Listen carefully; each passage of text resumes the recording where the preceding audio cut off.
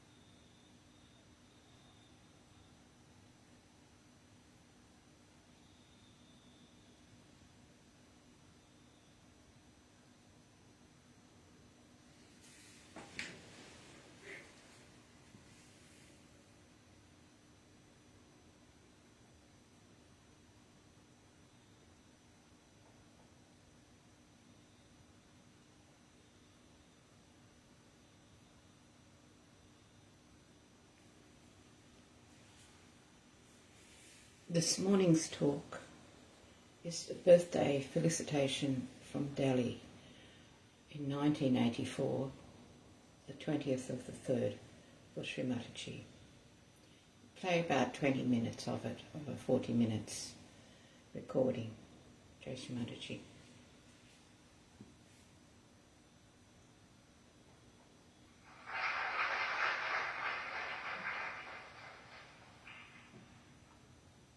In such circumstances,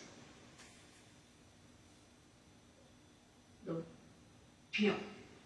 purity is achieved when Sastra rounds. Friends who have come here to express their kind feelings towards me. Thank you very much.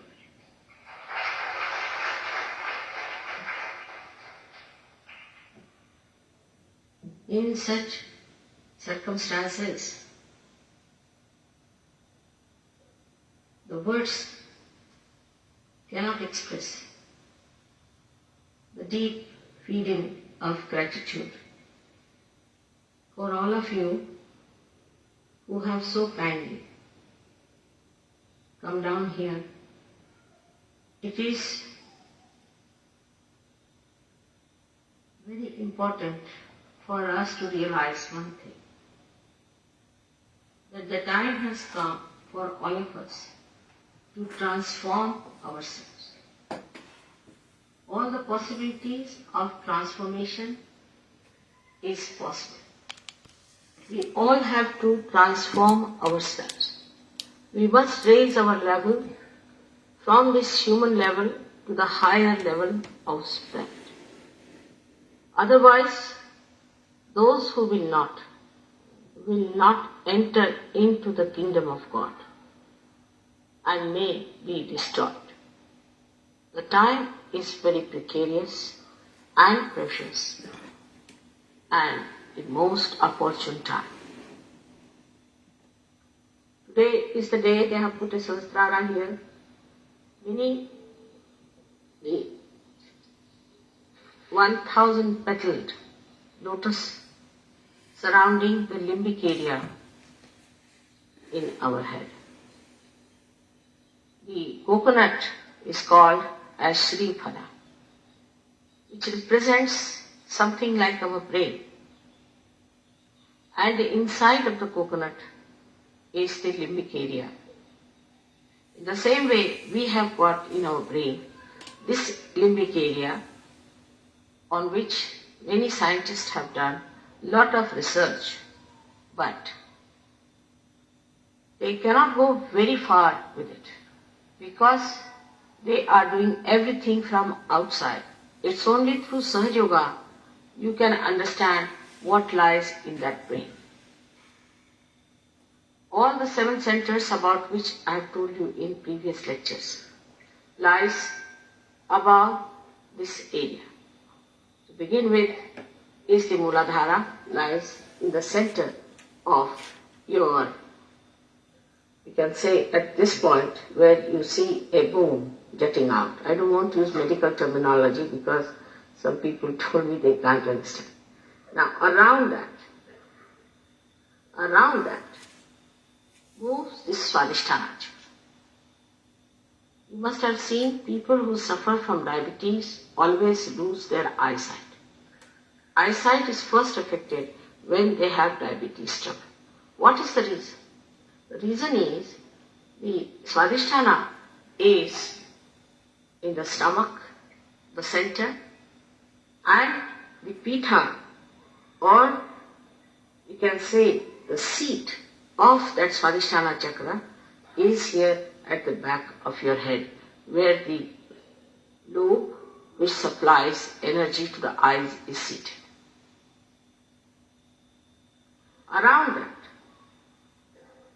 Around that moves the Swadhisthana. In the center is the Muladhara, around that moves the Swadhisthana, which is responsible for its overactivity. When we think too much, it is overactive, and the conversion of the fat cells from the stomach to the brain is done in such a fast speed, when we think too much, we are futuristic, that all other organs are neglected. So such a Swadhisthana which gets hectic, which doesn't understand what to do now, gets out of gear. Because of that, one of the organs, being the pancreas, gets no energy from the Swadhisthana. It goes out of order and you develop diabetes. Anything goes wrong with the Swadhisthana, spoils the seat of the Swadhisthana around the Muladhara, which is in the center. So by that, you get your eyes blinded, because it is pushing down the Muladhara, which is in the center of it. So no use treating the eyes. No use treating the eyes. Best thing is to treat your Muladhara or treat your Swadhisthana, because Swadhisthana is absolutely augmenting the movement of the Muladhara, which has to support the optic lobe.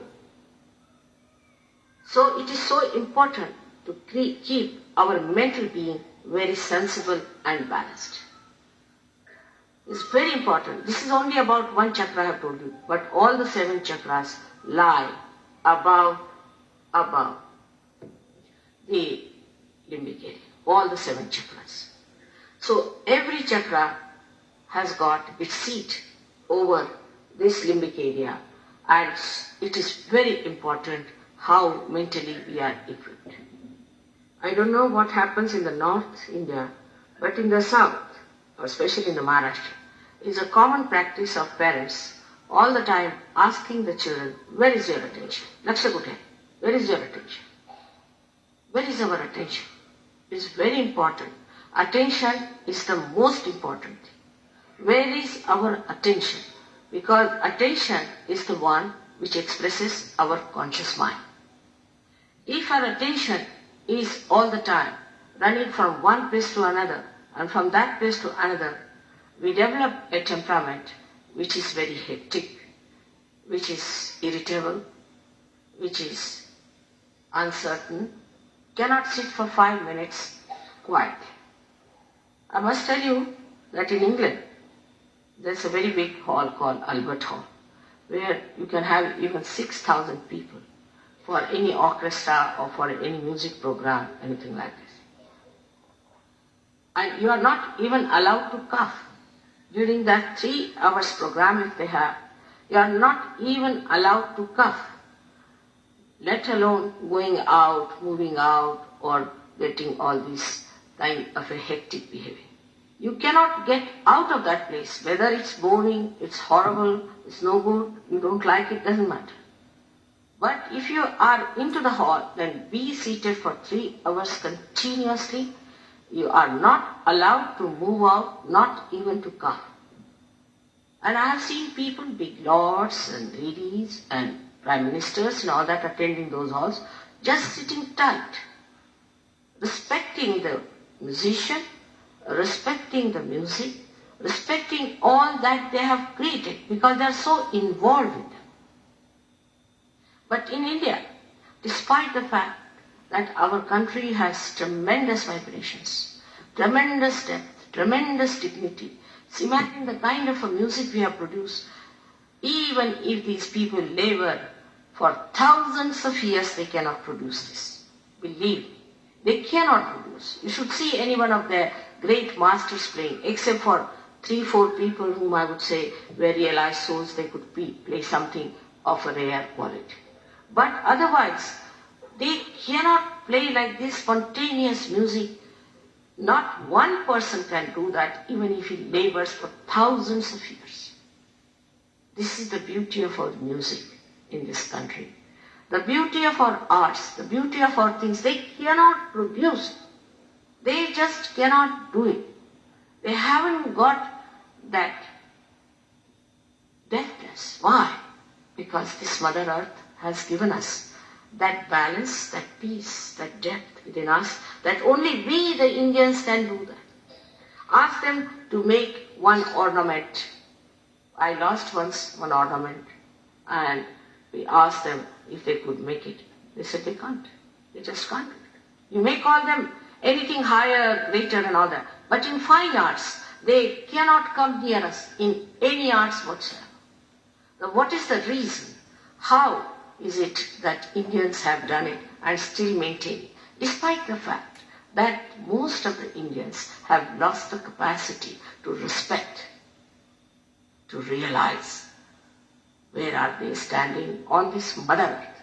The Mother Earth who has got its Kundalini here and the Sahasrara also here. The Kundalini is in the Maharashtra and Sahasrara is in the Himalayas. Anybody who comes in between this has to be realized, has to be a great person. When I say this, many people think that I have very wrong ideas about Indians, maybe, but not about India. India, you can be sure, one day when the Kundalini will rise in this country, will shoot off everyone and will show them what greatness we are. This is why it is very important that we should work out Sahaja Yoga in a very deeper way.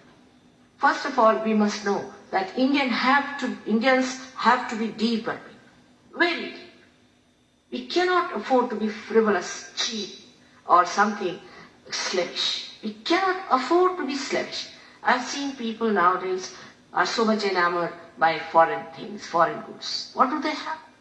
They have nothing but plastic affluence. Absolutely. They have nothing. The Sahaja Yogis who got realization get a shock when they go to a music center and see that the people there are buying cheap, ordinary music, which they would not even care for. So why this disparity is within us? Maybe the slavishness of so many years. But when we were slaves, we were much better off. Today, when we are free, I don't know what has happened to us, that we have lost that system of dignity. We have lost our dignity. That's why I wanted him to play the Raga Darbari. The Darbari Raga settles your Kundalini in complete dignity. She rises with her complete dignity and glory and goes to the Sahasrara and pierces your Brahmana. She is your mother. She is the source of all dignity. She is the source of all the chastity that you think of. She is the source of all the pride you should have. All those qualities have vanished from my great country, and I cannot understand when that Ambe, that Chandi is going to rise.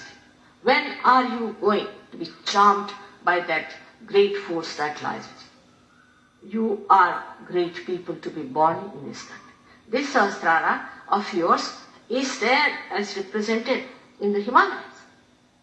You have Himalayas on your head here, which has to be just ignited with your Kundalini, which lies down. But we live in a very cheap style of life, extremely cheap, which has no dignity. We take to Western life without thinking, what are we? What is our purpose of coming on this earth at this time? We are going to be the leaders of the whole universe. All the world is going to fall at our feet for this.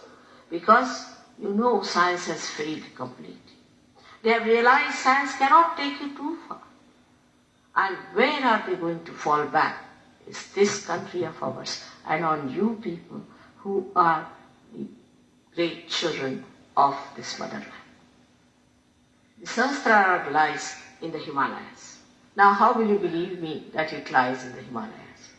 If you go any time to visit the ranges of Himalayas, you will be surprised that tremendous vibrations flow from Himalayas towards the sky. You can see lights and lights flowing out if you are a realized soul, otherwise you may not see. It's a tremendous country. It's a tremendous opportune time. You are great people to be born at this time to get this. Only thing is, you should assume your power. Assumption. Assumption is only possible if you know your country. You don't know your country. You don't know anything about your country. You don't know what beauties it has. Nowhere in the world sandalwood is produced the way it is produced in this country. Nowhere in the world the clay or the mati smells so well as it smells here. Nowhere in the world you get so many types of champas that you get here. Beautiful fragrant trees. Anyone who has visited this country, any Western man, saying, all right, our gardens are all right, but we have no fragrance. This country is fragrant, its magnetism has become fragrant. While what is happening to us is that we do not know our magnetism, our dignity, our Guru Tattva. We have become eccentric or we have become absolutely abandoned. If you are dignified, you are eccentric, one-track mind, or the another side is that you are absolutely abandoned all the norms of an Indian life. So for Sahaja yogis who got realization, it is important to go down to your traditions. Understand that money never gives you happiness.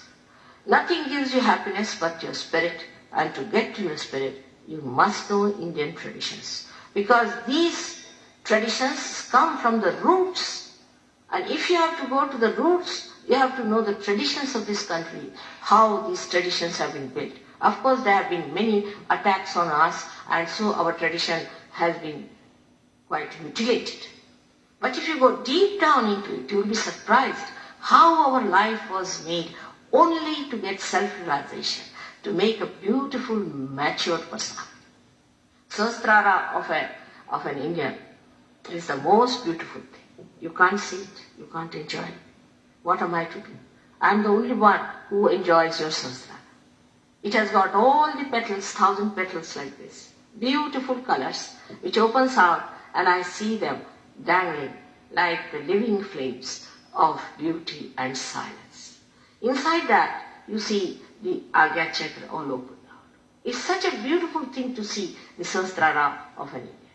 There is no pride, there is no conditioning, nothing, but just the joy of the spirit flowing into you. That joy has to come into all of us. Today is the time when Sahasrara is opened out. This is the first time it has happened on mass scale. On the mass scale, nobody has been able to do that, though secretly many people did. Very slowly, one by one, people got realization. But such a mass scale happening never took place. It took place now. Now, perhaps, you must know that you must be great people. Must be that you have done great punyas. That the Sahasrara is open now, that your fontanelle bone area, or I would say the Talu Bhag, has been opened out like this, and you feel everywhere the all-pervading power of God. You understand how to maneuver it and how to manage it. But there are people in this country who talk in the name of yoga, all kinds of eccentric things, one-sided, one-track mind.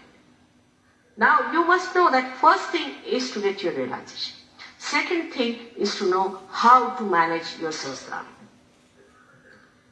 The other day I had a patient who had lost his motor movement.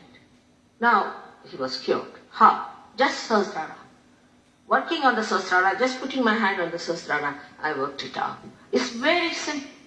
Because in the Sahasrara, everything is brought together. All the 7 chakras, all the 3 nadis pass through the Agya Chakra like this. As you can see here, it is not there today. And you can see that if you can control your Sahasrara, then you don't have to worry about anything else.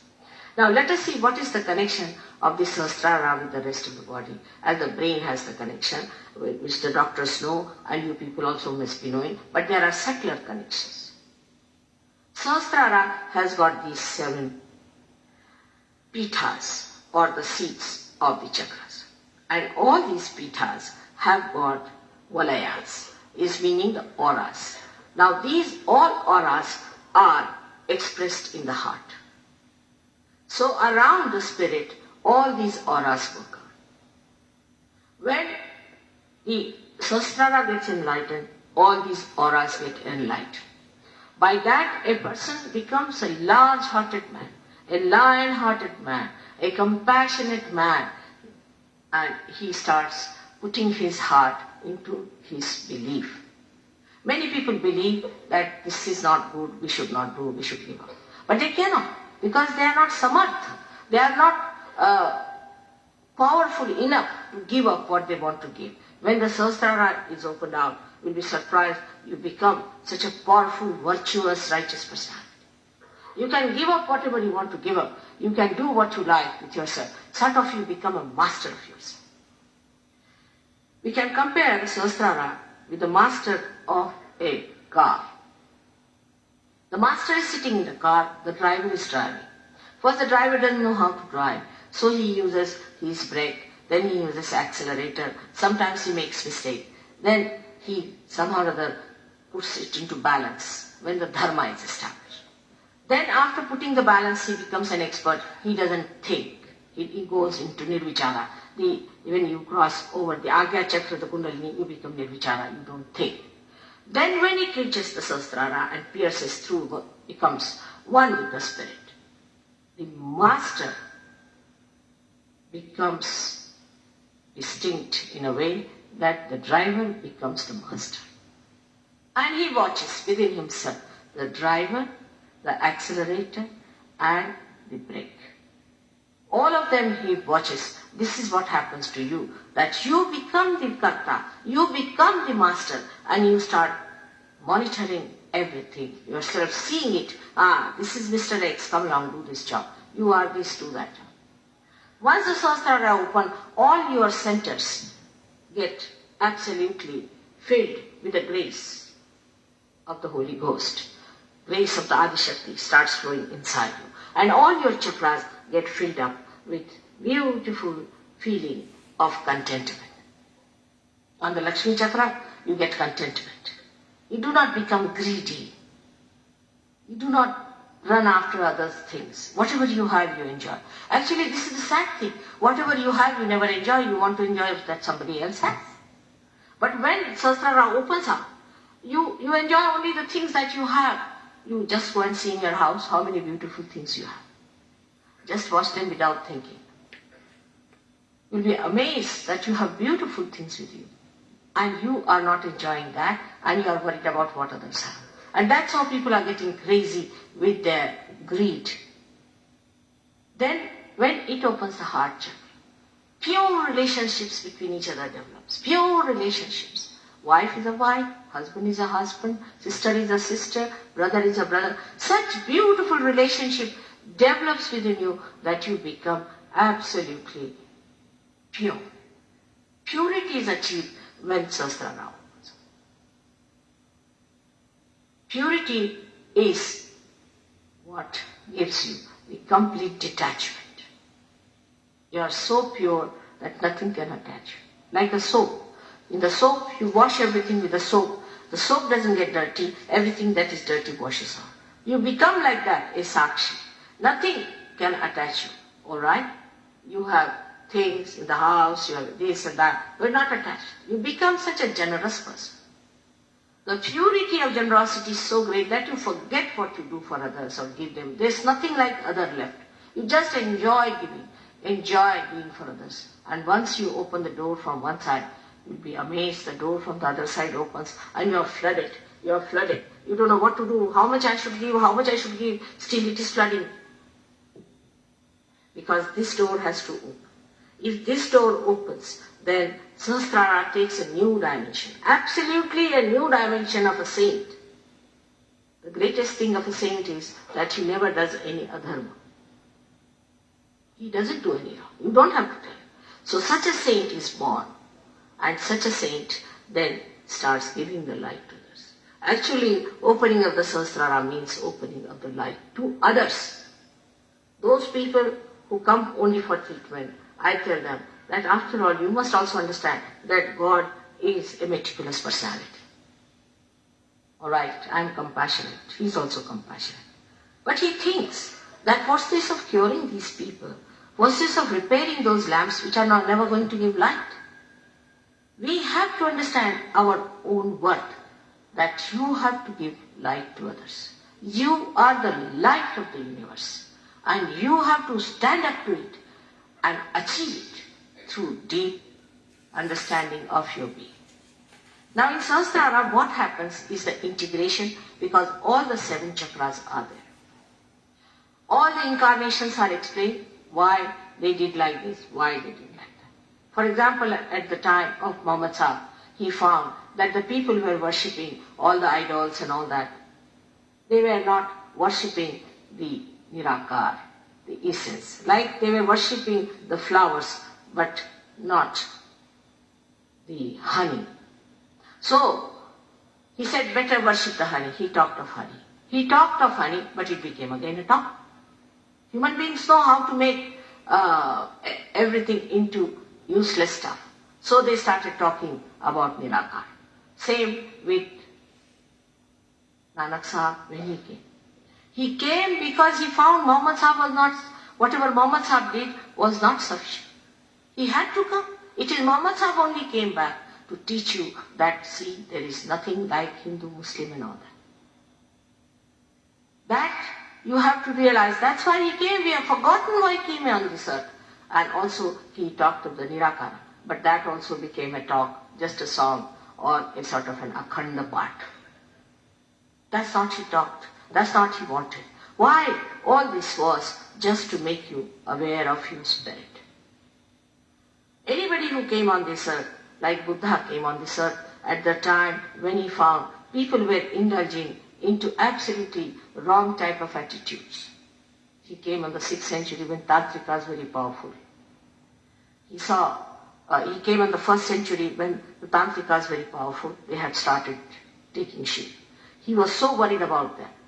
Then also he thought that talking about Ishvara, people start thinking that you are the Ishvara and that they all become great masters themselves. In the temple he found people were worshipping God and doing all kinds of dirty things. Even now they do it. And they had forgotten that it is God who is sitting here and we are doing all these things. Actually I have heard many pujaris telling me that, Mother, nothing, God never does anything to us. You see, we are above everything.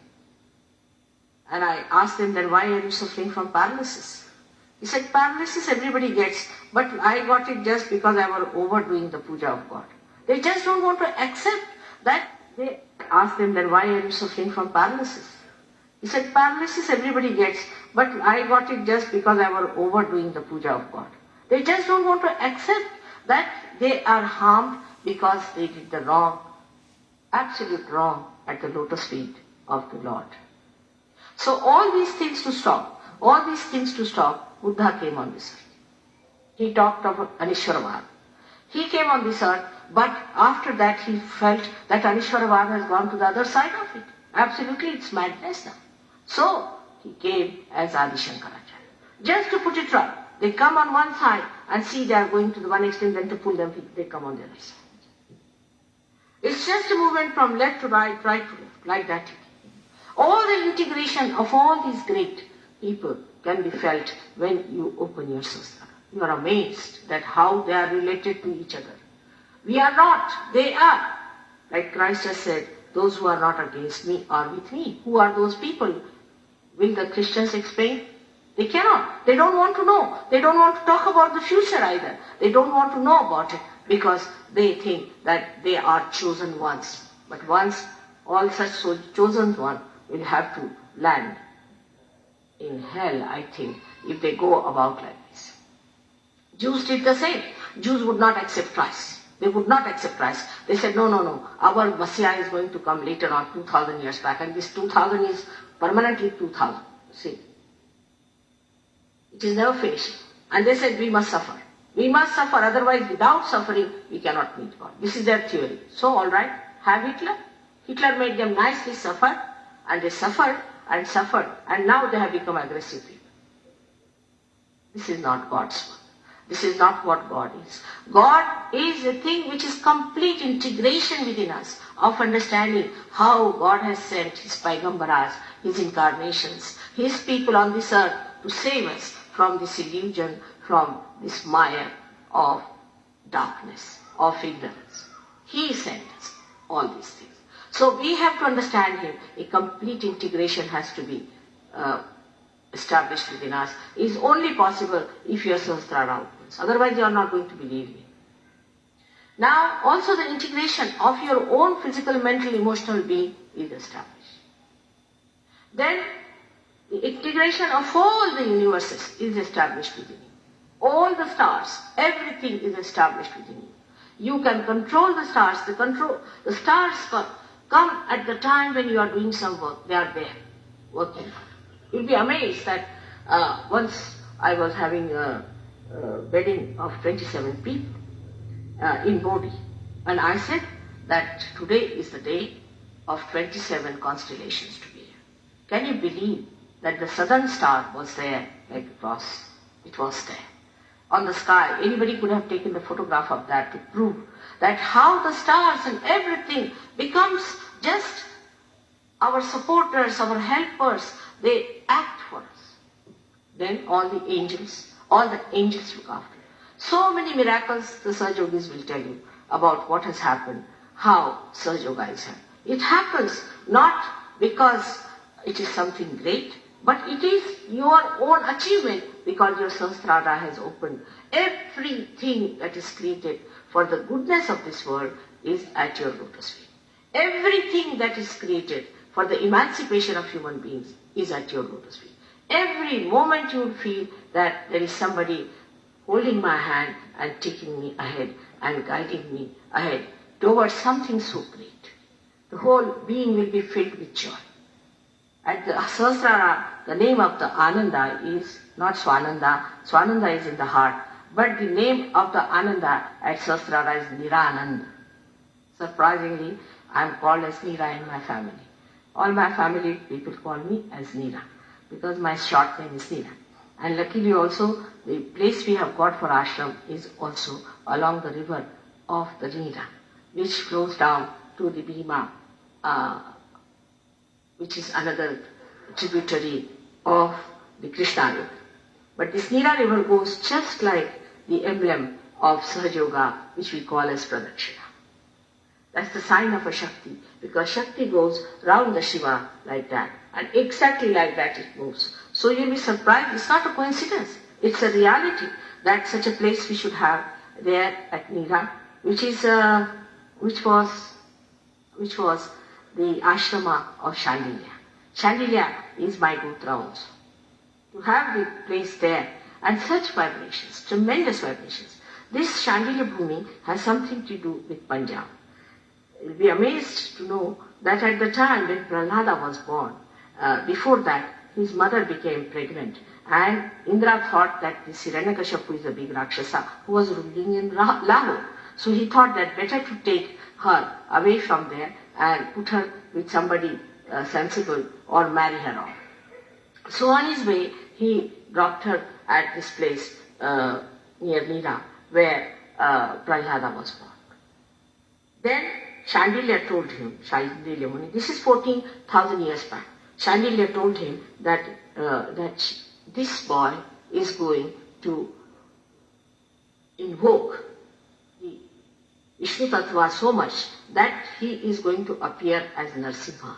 So you better not take this lady with you, but what you have to do is to just wait and see how it works out, and when the child grows of some age, I'll send the child to the father's place. So Indra agreed, and he went down in the south and he got his realization. There's a place called Chidendra where he got realization.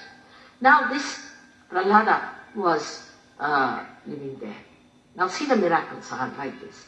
And when he was 5 years of age, he was sent to his father, and you know what happened, how Narsimha Avtara came.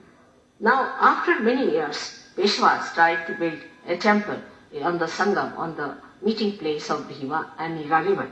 And they spent 7 crores of rupees just to fill up that area for the temple, and they couldn't do much there.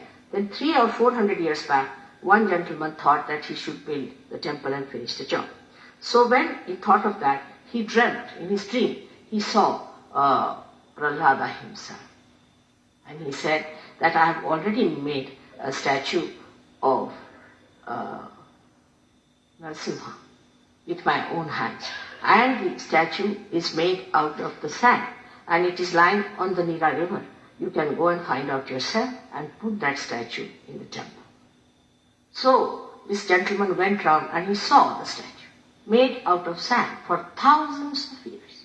He brought that statue and put it in the temple. That statue has tremendous vibrations. Only a realized soul can see. From long distance you can feel the vibrations of that statue made by Prahlada, who in Lahore went, and because of him Narsimha Avtara came and then he ruled in Punjab. This place has got something miraculous, that from the top of the shikhara of the temple, if you put your finger there, you find there's a small little dhara of water flowing, and you can feel it. All these great miracles are still there in our country. But the trouble is, we have no time to know about these things. We have no time to understand what is so great in our country. What we do is to go to some of the temples, and there we find these horrible Brahmins looting us. We just get fed up with that, and we run away. But whatever they may try, they cannot remove the greatness of our country. So today is the day where you are celebrating my birthday. I don't know what I should say about it, but only thing, I'm very happy that Sahasrara has opened in Delhi. Delhi is a... We'll leave it there. The rest of the talk I'll post online, so you can listen to the whole talk later if you wish. Now let us go into meditation. I'll play some music in the background, 2 Sahaja Yoga songs, if you wish to listen to them.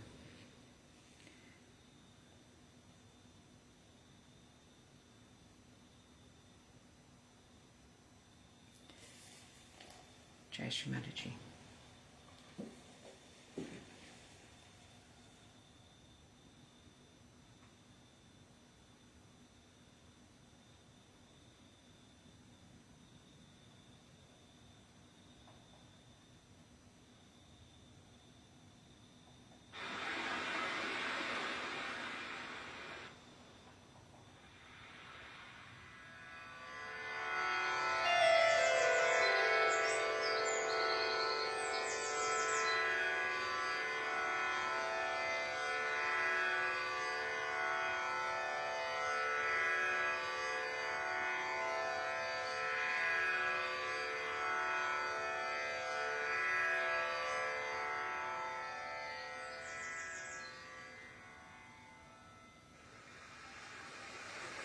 I bow to all the seekers of truth.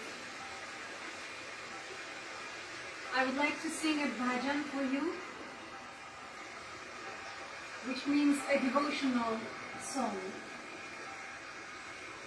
which is written in Sanskrit language, and it's about surrendering everything to the all-pervading power.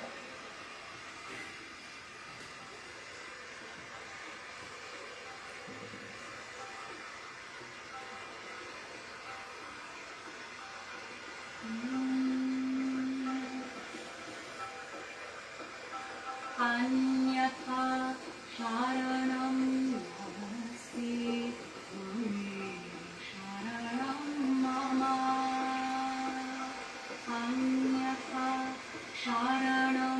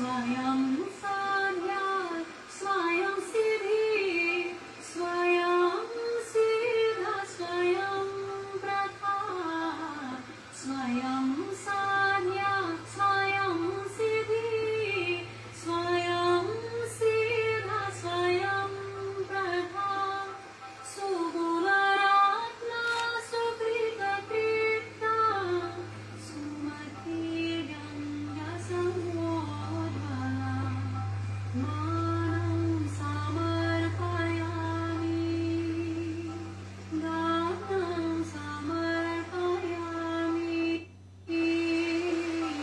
Ramapada Padmimata, Sarvam Samarpayami, Anyatha Sharanam Nasti, Sharanam Mama, Anyatha Sharanam Nasti, Sharanam Mama.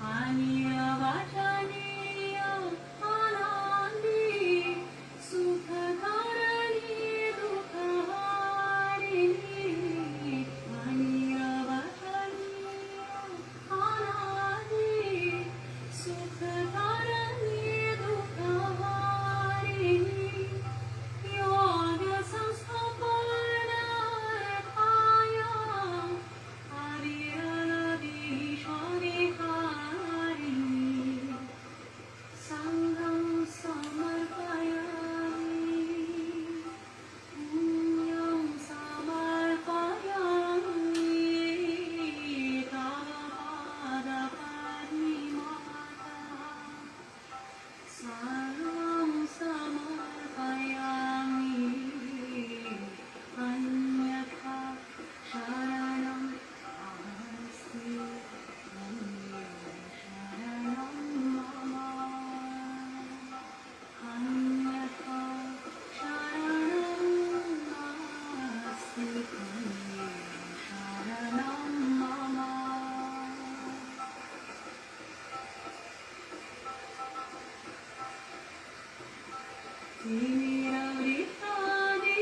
Timirabritadishahina, Atmasya papanashini, Timirabritadishahina, Atmasya papanashini, Bahujana-hitaya Bhanitava, Shashvata Satya Prakashini, Avyam Samarpayami, Antam Samarpayami, Tavapada Padmimata, Sarvam Samarpayami, Anyatha Sharanam Nasti, Sharanam Mama,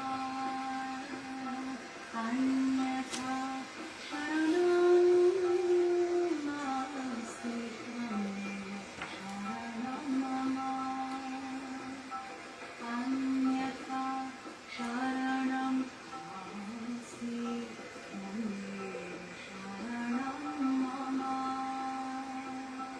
Anyatha Sharanam Nasti, Sharanam Mama, Hridayam Samarpayami,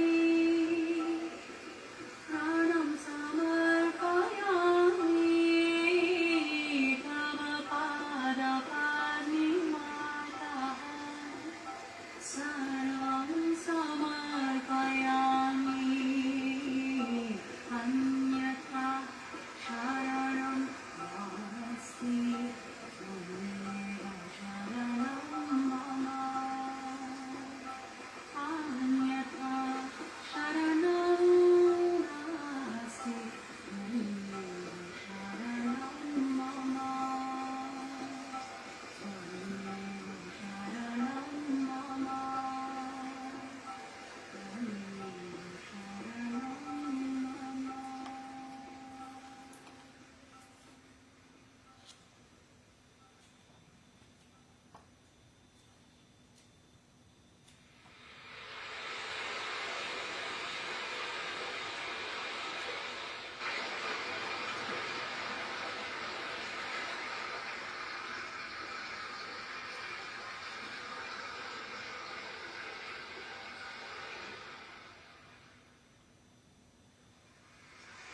bhajan is about innocence.